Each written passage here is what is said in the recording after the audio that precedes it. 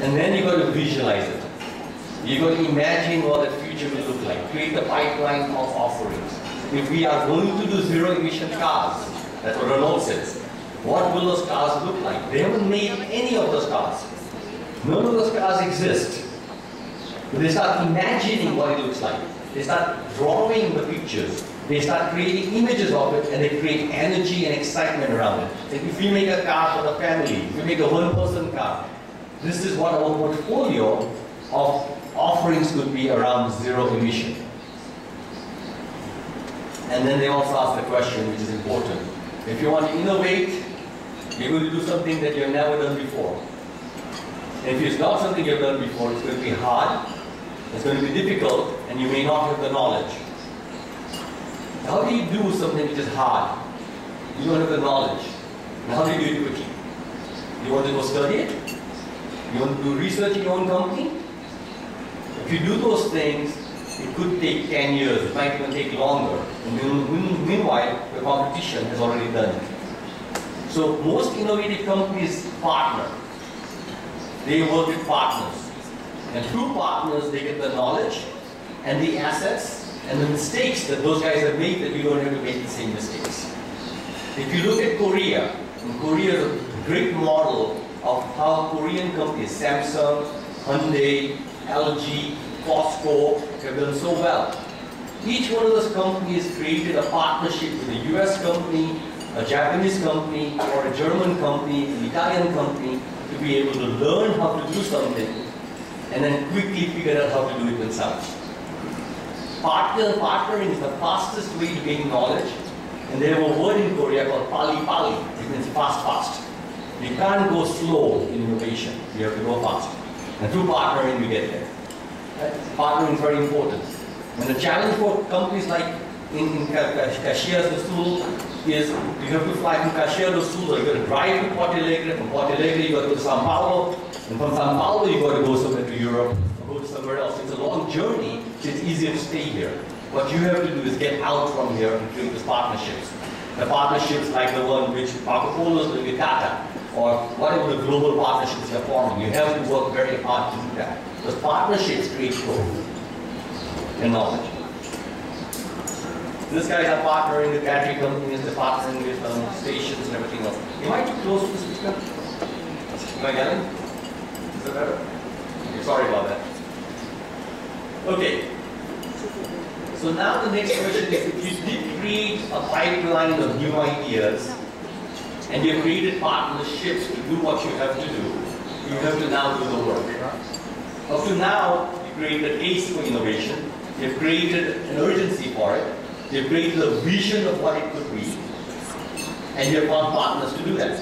But that doesn't mean innovation has happened. All you have done so far is organize your company to move forward.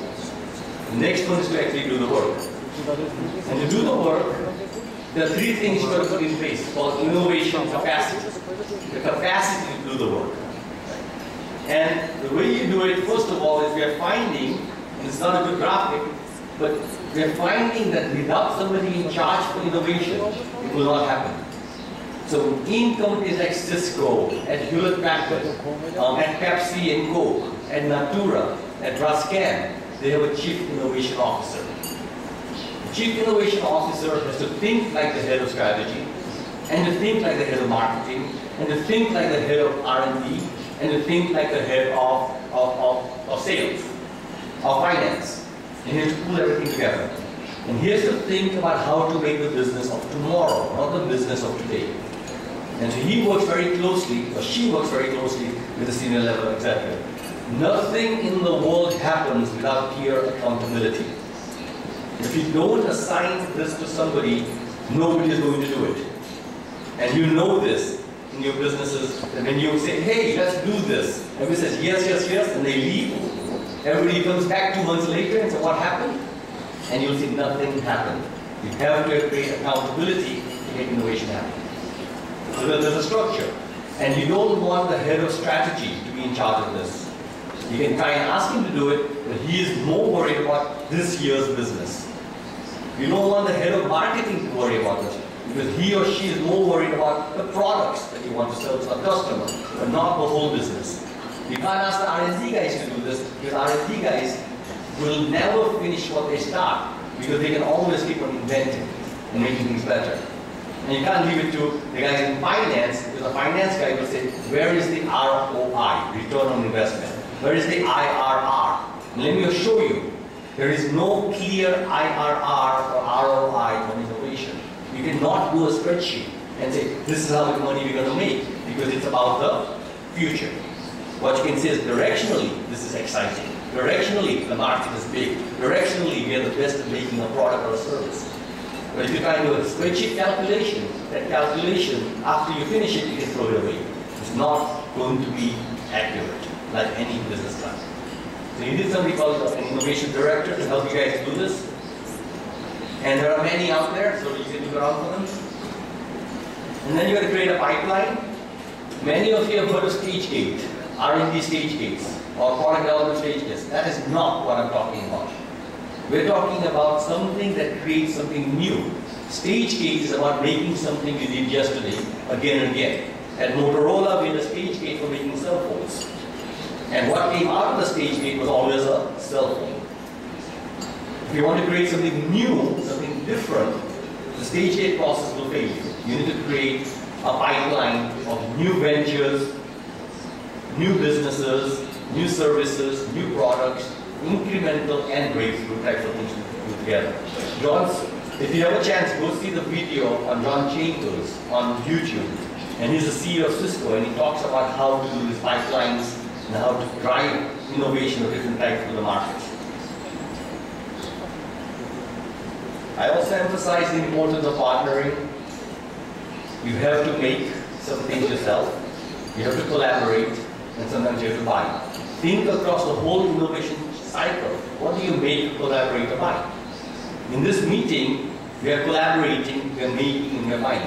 That's what this organization is trying to do. If you guys can talk to each other, you can create more services for each other, and the mistakes somebody else made can become something that you don't have to make the same mistakes again. Learning from each other, borrowing from each other, you can grow faster. Make, collaborate, buy. You will never see an innovator be selfish. Even Steve Jobs, as he appeared to be a guy who said, I made Apple alone. Everything in the Apple iPhone or the iPad was made by somebody else. I'll go through the exercise just to make the point. Who made MP3 technology for compressing the software, the music into a software code, a file? Do you think it was Apple? It was Fraunhofer Institute in Germany. Two guys in Fraunhofer Institute made the technology to take music and make it into software file. Who made the first device that you can wear and listen to music on an MP3? First MP3 device. You know the answer is not Apple, right? It was Creative Technologies in Singapore. Who made the first music download? You can download music from the internet into the device. Again, not Apple. It was Napster. Two guys, Sean Parker and his uncle, who almost went to jail because it was illegal to do that. Right? Who made the first complete screen? A screen where you can touch and move things around and everything else. And I know you're going to say Apple. Those things were already done in the ATM. It was already done in 1996 by Nick Negroponte at MIT. All this knowledge existed, and through partnerships, Apple was able to pull the pieces together to make something that nobody else can copy.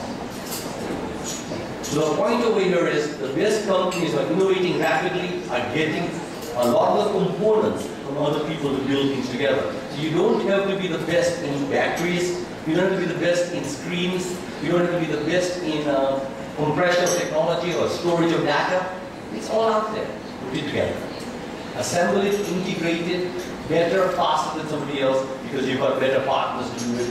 Because you're thinking, I will make some things which gives me a competitive advantage. I will collaborate with others to get more things done. And I'll buy those things that I don't have to make myself.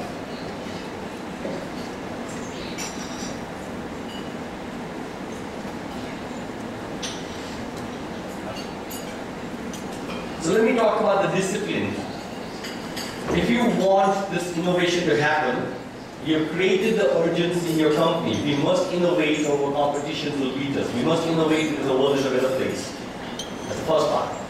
Then you say we must innovate by this much. We need to innovate to create $1 billion or $100 million, $10 million of new value. 2. 3, you say we are going to innovate around the space which belongs to us. And here are the ideas that we have. And then you start pushing the ideas into the pipeline. Now you have to be disciplined. You have to make sure that you keep on pushing. Every single day to push the ideas forward. But to push the ideas forward is hard. And so eventually you will start talking about other things, and you cannot do that. How do you create the discipline in your company to finish what you start? Okay? The discipline. And this is what I want you to think about. The first one is, and some of you might have seen this before, if you look at the great soccer players on the picture, Cristiano's there, Kaka's there, I think they're better players now after the Olympics. What do you see that they're doing? How many of the soccer players are looking at the ball? None of them. If any of you want to play soccer at that level, and you watch the ball in your feet while you're running around, you will never be able to play for a professional team. The ball doesn't get lost. Why doesn't the ball get lost while they're running very fast, going left, right, and everything else? Why does the ball stay with the shoes, wherever they go? It's because they've been practicing. Because they've been practicing, they create a system. A system that every time they go this way, they do a tap with one foot. They go this way, they tap with the other foot. The ball stays within some circle, and the ball follows them. It's called a system. As managers in your company, they come to work every day. Every single day they come to work and they're practicing. If they're practicing every day, they should not be watching the day business every minute. They should be able to look around and do other things and have a system to keep the ball on the feet. Now, what are those guys looking around for? Why are they looking around? I'll tell you the answer. In soccer, if you don't, that's right. So one is they're looking for the goal. They want to score a goal. Right? That's the first one. But there are many ways to score the goal. First one is you look for the competition. And you either decide you want to go to the competition or you want to go away from the competition. By looking for the competition or looking for a green space, blue ocean maybe, you go to the open spaces. By looking only can you do that. The second one is you're looking for a partner to pass the ball to, because he could be closer to the goal, and then we can finish the job faster. So instead of you running from the back all the way, it takes 10 seconds, you can kick the ball in 1 second, and somebody's there and you can kick the ball in. You pass to a partner. You're looking for a partner. That's the second thing. You're looking at competition. You're looking for what's next. You're looking for what if.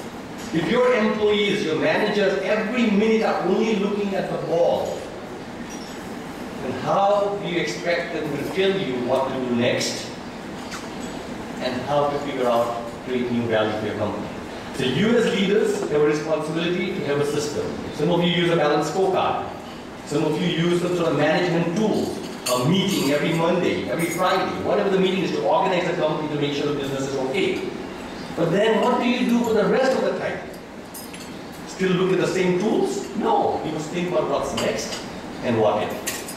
Looking for the partner, looking for a new goal, a new way to grow the business.